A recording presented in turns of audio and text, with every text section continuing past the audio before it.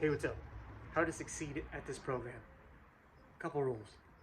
Don't deviate from exercise selection. So if it says chest, do a chest exercise and make sure your chest exercise is the best chest exercise you can do that day. So for mine, I did a steep incline barbell bench press. It's a compound lift, so it works more than one muscle group, and two, it's the biggest lift I can do for my chest. And I want to build size, so that's what I'm doing. Also, it's week one, it's day one. We don't want to kill ourselves. I went sort of light for my size and strength, and that's okay. You'll notice that the first few days of your workouts, you're going to be going for 13 to 15 reps. The middle of the week, we're going to go for 10 to 12 reps, and at the end of the week, we're going to go for 6 to 8 reps. This is on purpose. So as the week goes on, we're going to ramp down our repetitions, and we're going to ramp up our weight. And then as each week progresses, we're going to go from 3 sets to 4 sets to 5 sets. And then we're going to go back down to 3 sets again. And we're going to keep cycling like this over and over and over. And we're pretty much going to do the same exercises and get really, really good at them each week. So we want to master those. You'll also notice that we're going to train the same body part multiple times a week. So you're going to do chest one day, chest the next day.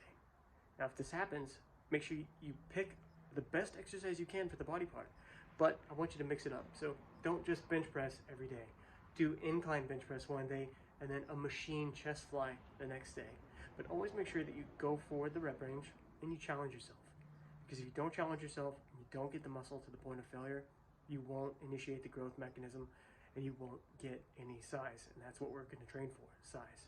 So go for strength, go for size, go for the pump. That's what this is about. For the back exercise, I did ring rows, an inverted ring row. Why did I do that? It's a compound lift, it's really hard. Could I have done a bend over row? Sure. If I was at a gym, I could have done a cable row? Absolutely. Could you have done a lat pull down? Yes. Could you have done a banded assisted pull-up? Absolutely. However, I have rings. This is what's available to me. Rings are almost as hard as pull-ups. I don't think I could have done 15 unbroken pull-ups without the band. However, I really have been wanting to use these again, so that's why I picked the ring row. So that's the kind of reasoning that I want you to have when you're choosing your exercise. Is it hard? Does it work a lot of muscle groups and joints at once? Is it compound? Is it challenging? Third reason why, does it promote my goal? What's my goal? The goal here is to build muscle, aesthetics.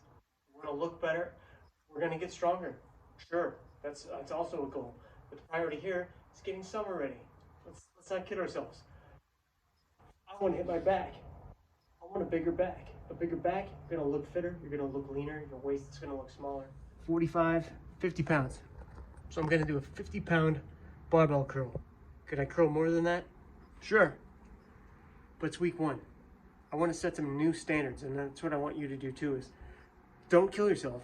Set some new strength standards. See where you're at. Another thing I want you to pay attention to, each week, you're gonna be doing the same movements. So when you come to barbell bicep curl next week, or actually maybe even in your next training session, we don't want to jump more than 5 pounds at a time during our sets, unless you're extremely confident in your profound strength gains that you've got. You want to go small. This is 5 pounds more than I did last time I did this exercise. That might be where I want to stick to throughout this training session, because we want to make sure that we hit all 13 to 15 reps. We want to have good quality reps. Not too heavy, not too light. Now, if I need to go up in weight on the next set, I'm not going to go up a lot. I might go up 2.5 pounds max, because I want to preserve the quality of the repetition. Now, this is where barbells come in handy. And if you have something like I have here, check it out. This is my rack at home. And I have all these micro fractional weights. 1/4 pound, 1 pound, 0.75 pounds, and 1/2 pound. also have 2.5s. And that might be all you need for your biceps. Foot on a board. So I have a little bit of space way down here on the ground. There's space, so when I go up on my toe, there's more range of motion than if my foot was just flat on the ground, okay? So, this is how I'm going to train my calves. You stand on the board, toes on the board, pick up a barbell, hold it straight across your thighs, or put it on your back, or you can hold it in a front rack. You can also use really heavy dumbbells, and you go up on your tippy toes.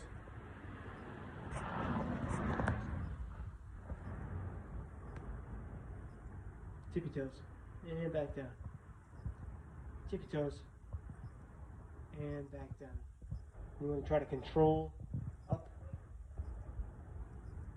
down, up, down. And if you want, you can change your footing like this. You can also go like this, depending on how you put your feet. Depends on where you hit your calf. Mix it up, try them out. Go for the squeeze, the pause at the top. Okay, your cardio for the next 30 to 60 to 90 days, you're going to be walking on the treadmill. You're going to go for 20, 30, maybe 45 minutes. You're going to walk on an incline, and you're going to walk at the speed of about 3.0, I think that's miles per hour, on the tread. If you can't hit the speed, you can't hit the incline, drop it down. But I want you to drop it down incrementally to the point that it makes it just easy enough that you can complete it, okay? We don't want it to be too easy. In fact, we need to be very, very, very sweaty during this process. Now, if you have a heart rate monitor or the treadmill is capable, check your pulse, your heart rate while you're doing it, and try to be in zone 2 or zone 3. Make sure you're sweaty. We really, that's really important, okay? This is gonna help you burn a lot of extra calories and lower our blood sugar. As you can see, I bring the barbell up to my collarbone. And then I lower it down. 1, 2, 3. Also, you need to make sure you squeeze the handle. 1, 2, 3. Make sure your pinkies grab the bar. Curl the hand up. Bring it to your collarbone. Hold it. 1, 2, 3. Also, don't slouch. Chest back. Sorry, chest up, shoulders back. 2, 3. 1, 2, 3. Control the weight. Okay, well, that's it for today. 20-minute walk, done. I didn't get as sweaty as I liked, but I did keep my heart in zone 3. 126 beats per minute. That is good. We're burning blood sugar. We're lowering our glucose, and that's the point of what we're doing here. Especially post-exercise, our body's going to be starving. So we want to give it some good protein and limit our carbs and limit our sugar so that we can tap into those stored fat stores. Tap into your stored fat and use that for energy. Your body's also going to go through a process called gluconeogenesis. That means you're going to create your own glucose. So you really don't need to eat a ton of carbohydrates throughout this process. All right, I'll see you tomorrow.